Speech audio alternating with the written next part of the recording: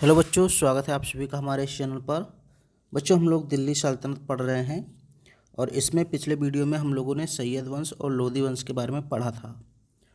तो जितने भी वंश थे, खासकर 5 वंश, गुलाम वंश, खिलजी वंश, तुगलक वंश, लोदी वंश, सैयद वंश, तो ये सारे वंश हम लोगों ने अच्छे से पढ़ लिए हैं। जितने भी शासक थे उनके बारे में पढ़ लिया है। अब हम लोग दिल्ली सल्तनत के प्रशासन के बारे में पढ़ेंगे। प्रशासनिक व्यवस्था कैसी थी, शासन प्रशासन कैसे होता था, कौन कौन से अधिकारी थे, ये सारी चीज़ें हम लोग पढ़ेंगे। तो राज्य का स्वरूप कैसा था, सिद्धांत बनाम व्यवहार। यानी सैद्धांतिक रूप से तो कहा जाए तो ये धर्म प्रधान था, यानी एक प्रकार से इस्लामिक राज्य था।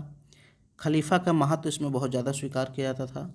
जो दिल्ली सल्तनत है, ये कैसा राज्य था, धर्म प्रधान राज्य था सैद्धांतिक रूप से। और खलीफा का महत्व होता था। खलीफा जो है उनके पद की, यानी सुल्तान के पद की वैधता प्रदान करता था। व्यवहारिक रूप में देखें तो एक प्रकार से ये निरंकुश तंत्र था। ठीक है, बर्नी कहता है या दीनदारी नहीं जहांदारी है। कुतुबुद्दीन मुबारक खिलजी एक ऐसा शासक था जो स्वयं को खलीफा घोषित कर देता है, तो ये उसकी निरंकुशता को दिखाता है। वो अपने आप को खलीफा मान लेता है, यानी खलीफा की उपेक्षा करता है और अपने आप को ही खलीफा मान लेता है। तो सैद्धांतिक रूप से देखें तो एक धर्म प्रधान था, इस्लामिक राज्य था, शासक जो होता था इस्लाम धर्म का। लेकिन क्या यह वास्तव में एक धर्म प्रधान देश था? नहीं। अगर व्यवहार में देखें तो यह धर्म प्रधान देश नहीं था, क्योंकि भाई अधिकांश जनता जो थी वो तो हिंदू थी। भले ही शासक मुस्लिम था, लेकिन जनता तो हिंदू थी अधिकतर। तो सैद्धांतिक रूप से तो धर्म प्रधान था, लेकिन व्यवहारिक रूप से धर्म प्रधान नहीं था। हाँ, निरंकुश इसको हम कह सकते हैं। भाई जो शासक थे, सुल्तान थे, वो निरंकुश होते थे। संप्रभुता और वंश, तो सुल्तान संप्रभुता के लिए खलीफा या मिल्लत पर निर्भर नहीं थे। जैसे तुगलक वंश की बात करें, इसने 94 वर्षों तक सर्वाधिक शासन किया। खिलजी वंश की बात करें तो ये 30 वर्षों तक सबसे कम समय तक शासन करता है। और व्यक्तिगत शासन की बात करें तो मैंने कल भी आपको बताया था, बहलोल लोदी ये 38 वर्षों तक सर्वाधिक समय तक शासन करता है। अब सुल्तान और उत्तराधिकार की बात करें तो उत्तराधिकार का कोई निश्चित नियम नहीं था। मान लो अगर सुल्तान की मृत्यु हो जाती है तो उसके बाद शासक कौन बनेगा, इसका कोई निश्चित नियम नहीं था। हालांकि इल्तुतमिश ने वंशानुगत शासन का प्रयास किया था। इल्तुतमिश ने अपनी पुत्री रजिया सुल्तान को उत्तराधिकारी भी घोषित किया था। लेकिन अगर प्रैक्टिकल रूप में देखें, बृहद स्तर पर तो कोई ऐसा नियम नहीं था कि मरने के बाद, सुल्तान के बाद कौन शासक बनेगा। महमूद गजनबी जो था, ये सुल्तान की उपाधि धारण करने वाला पहला मुस्लिम शासक था। बहुत इम्पोर्टेंट है। सुल्तान की उपाधि धारण करने वाला पहला मुस्लिम शासक कौन था? महमूद गजनबी। और जो लोदी काल था उसको कहते हैं अमीरों का स्वर्ण काल। यानी लोदी काल में, खासकर बहलोल लोदी के समय, अमीरों का बहुत ज़्यादा बोलबाला था, तो उसको लोदी काल का स्वर्ण काल कहते हैं। अमीरों के काल को लोदी काल में क्या कहते हैं? स्वर्ण काल कहते हैं। ऐसे ही अगर मोहम्मद बिन तुगलक के समय देखें तो इसके समय में साहूकारों का बोलबाला था, और इसके समय साहूकारों के काल को स्वर्ण काल कहते हैं। तो साहूकारों का स्वर्ण काल कब था? मोहम्मद बिन तुगलक के समय। और अमीरों का स्वर्ण काल यानी अच्छा समय कब था? लोदी काल के समय। राजत्व के सिद्धांत की बात करते हैं तो सबसे पहले हम बलबन की बात करेंगे और इल्तुतमिश की। ठीक है, तो इल्तुतमिश सुल्तान और अमीर लगभग समान होते थे इल्तुतमिश के समय। बहुत ज़्यादा इल्तुतमिश अपने आप को अमीरों से अलग नहीं समझता था।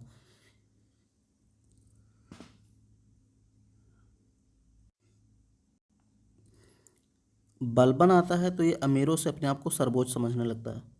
मैंने कहा जो इल्तुतमिश था ये अपने आप को अमीरों के लगभग समान समझता था, लेकिन बलबन का राजस्व सिद्धांत क्या कहता है कि बलबन अपने आप को अमीरों से सर्वोच्च समझता था और राजत्व में देवत्व को अंश मानता है। बलबन का कहना था कि जो राजा होता है उसमें देवता का अंश होता है।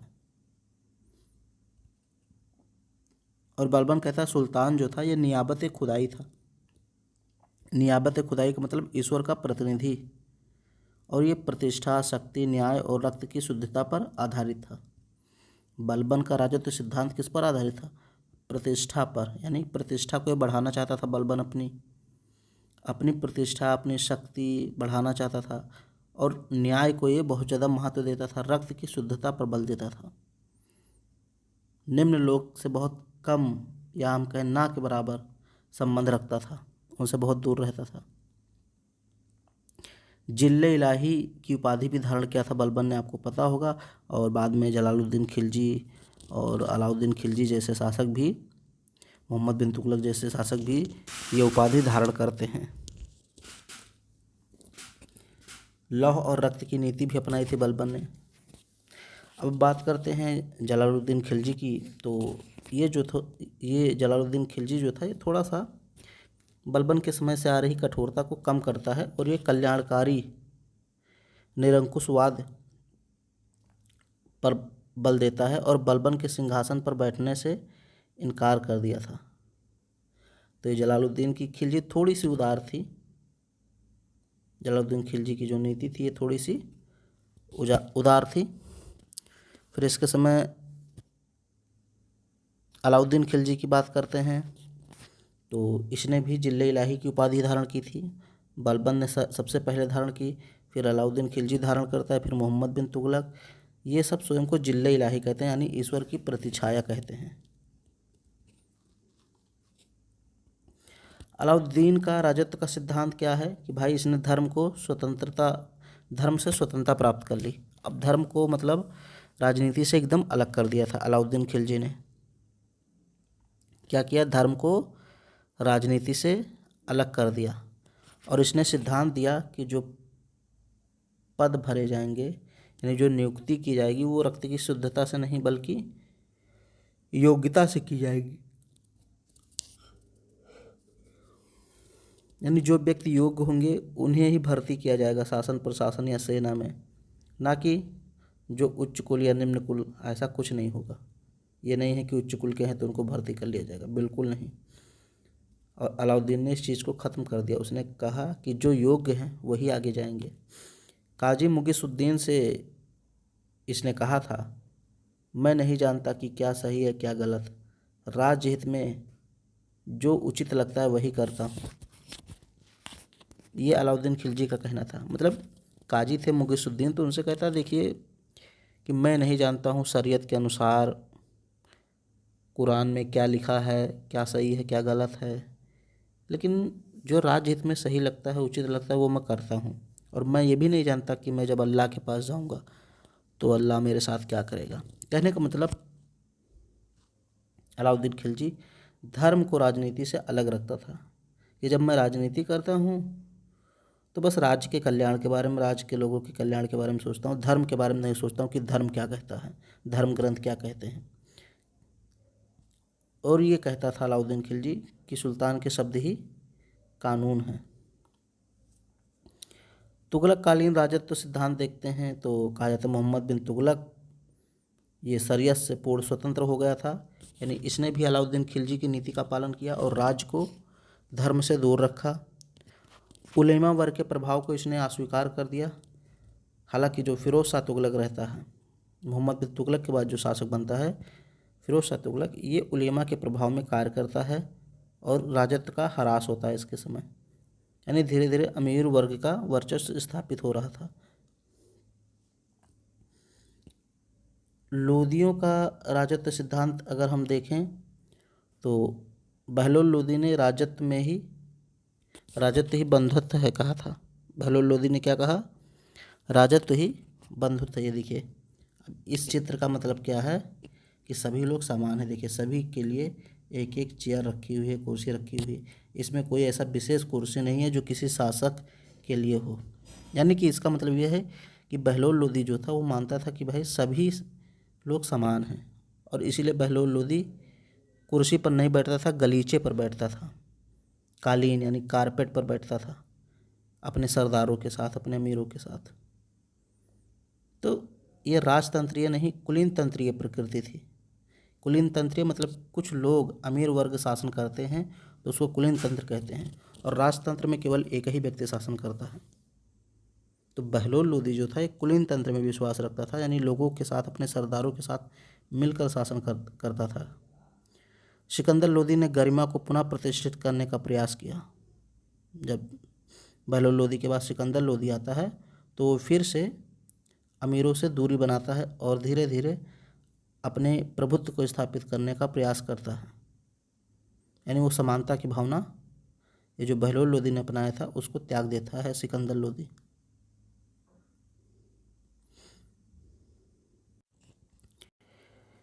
केंद्रीय प्रशासन की बात करते हैं तो सुल्तान जो होता था ये सबसे प्रमुख होता था केंद्रीय प्रशासन में। सेनाओं का प्रधान सेनापति सुल्तान ही होता था। केंद्रीय शासन का प्रधान सुल्तान, सबसे बड़ा न्यायाधीश सुल्तान ही होता था। यानी सारी शक्तियां सुल्तान में निहित थी। शासन प्रशासन में अरबी और फारसी पद्धति लागू थी और तुर्क और मंगोल पद्धति सैनिक प्रशासन में लागू थी। अब जो मंत्री परिषद होती थी उसको मजलिस ए खलवत बोलते थे। यानी जो शासन प्रशासन में काम करती थी, सुल्तान को सलाह देती थी मंत्री परिषद, उसको मजलिस ए खलवत बोलते थे। ये सर्वोच्च परामर्श संस्था थी मजलिस ए खास। तो मजलिस ए खलवत जो थी वो मंत्री परिषद थी, शासन प्रशासन में योगदान, और मजलिस ए खास जो था ये सर्वोच्च परामर्श देने वाली संस्था थी। मजलिस ए आम जो थी यह सामान्य सभा थी।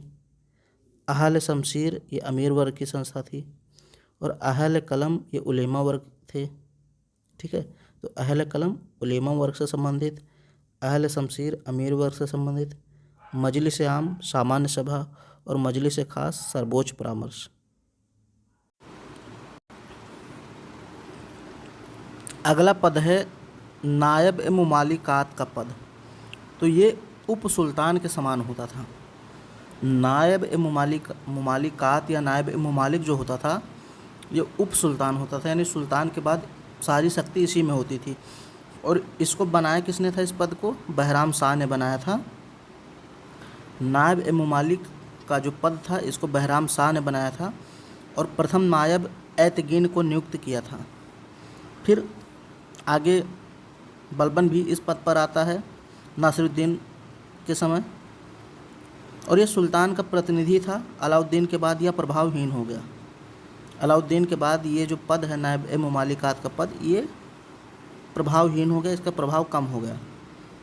अंतिम नायब ए मुमालिक जो बनता है वो मलिक काफूर बनता है अलाउद्दीन खिलजी के समय, और उसी के बाद जो है ये पद अपनी वैल्यू खोता चला जाता है।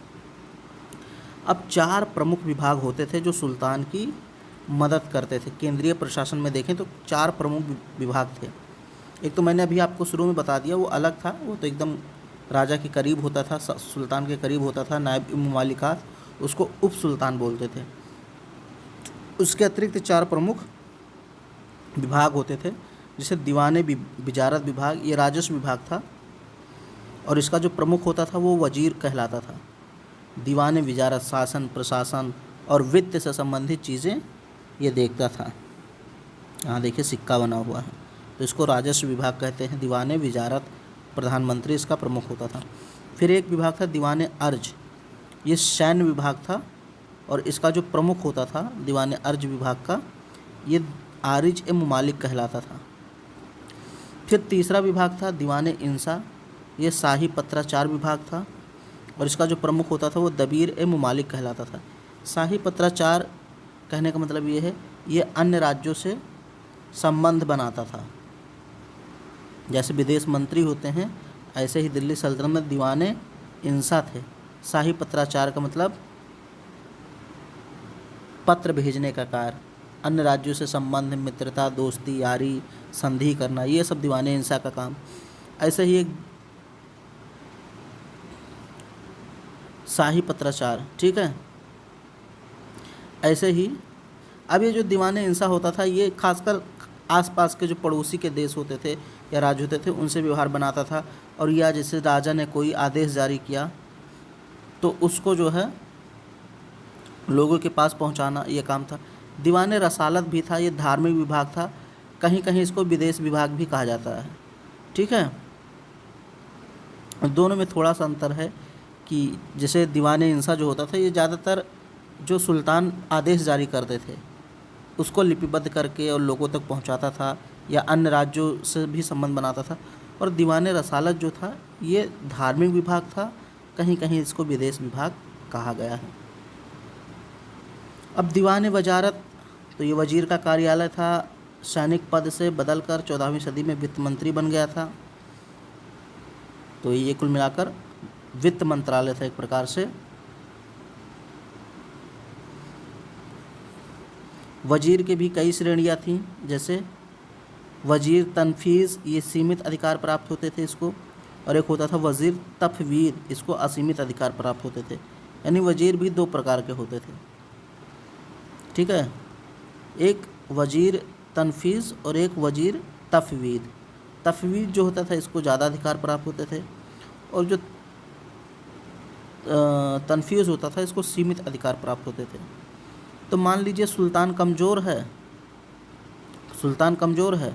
तो वजीर पावरफुल हो जाता था, तो उसको हम लोग वजीर तफवीद बोलते थे। अगर मान लीजिए सुल्तान ही बहुत मजबूत है, सारी शक्तियाँ अपने ही हाथों में रखता है, तो फिर वजीर कमज़ोर होता था, यानी प्रधानमंत्री कमज़ोर होता था, तो उसको वजीर तनफीज़ बोलते थे।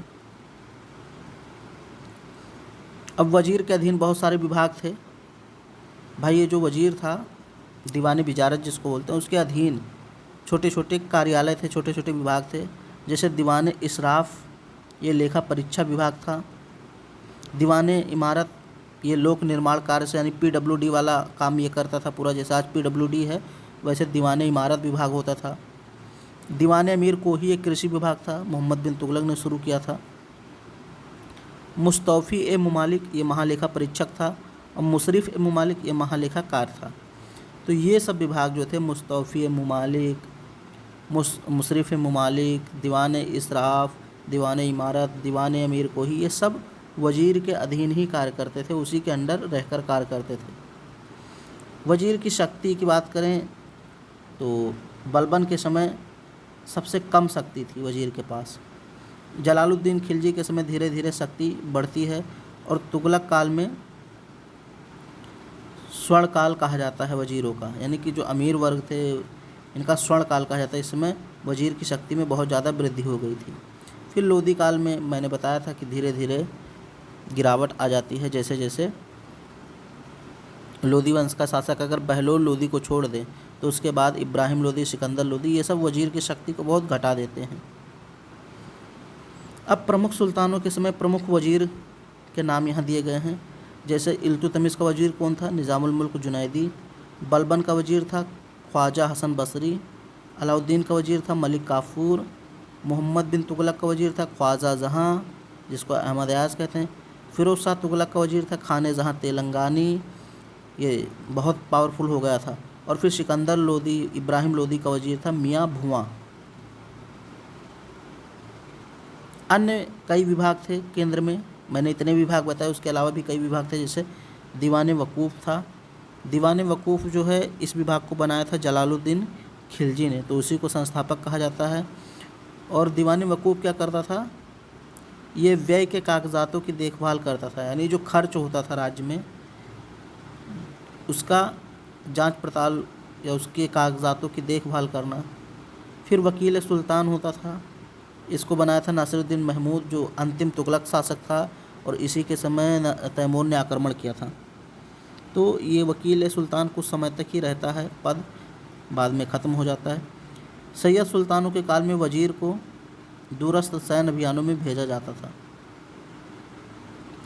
निष्कर्ष, कुल मिलाकर वजीर का महत्व जो है, एक बुद्धिमान वजीर के बिना राजत्व व्यर्थ है। सुल्तान के लिए एक बुद्धिमान वजीर से बढ़कर अभियान का दूसरा स्रोत नहीं है, ये बलबन कहता है। अब आगे हम लोग प्रांतीय प्रशासन के बारे में पढ़ेंगे, स्थानीय प्रशासन के बारे में पढ़ेंगे। ठीक है, आज तो हम लोगों ने केंद्रीय प्रशासन की बात की कि भाई इसमें कौन कौन से वजीर होते थे। तो वीडियो पसंद आए तो उसको लाइक शेयर सब्सक्राइब जरूर करें।